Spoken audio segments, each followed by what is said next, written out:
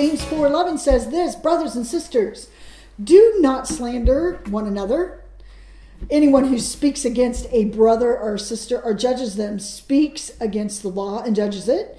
When you judge the law, you are not keeping it, but sitting in on judgment. Again, this passage begins with our view of each other. And look how it starts. Brothers and sisters. Viewing each other as brothers and sisters seems to be a theme that runs through Scripture. Our view of what we think about each other. So if we start viewing each other as brothers and sisters, as family, I think it's going to begin to affect our heart in a whole different way that we can work with one another. The view of brothers and sisters sitting in our heart is and mind releases us to treat each other as such, as family. However, because we get this view confused and it becomes skewed, and we see each other from earthly perspective a lot of times, sin starts to creep in. One of the ways that the enemy loves to kill this view is for us to begin talking about each other. He loves to get family, brothers and sisters, talking about each other. But we have to remember the word slander actually begins in the heart. The whole motivation behind slander is to defame someone's character or defame them.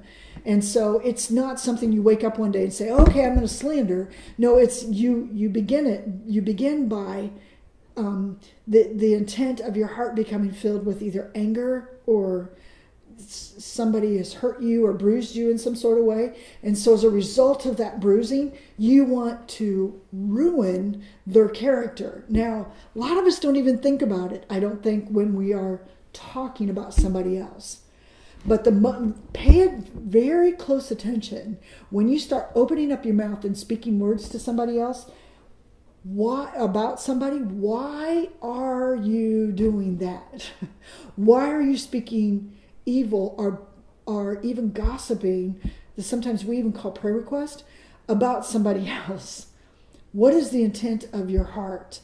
And I'm guessing sometimes we don't even realize that we're doing it, that we could be in the motive of our heart wanting to try to hurt their reputation. Well, let's look at it this way. Anytime you speak evil against somebody else, you are trying to hurt that person's reputation.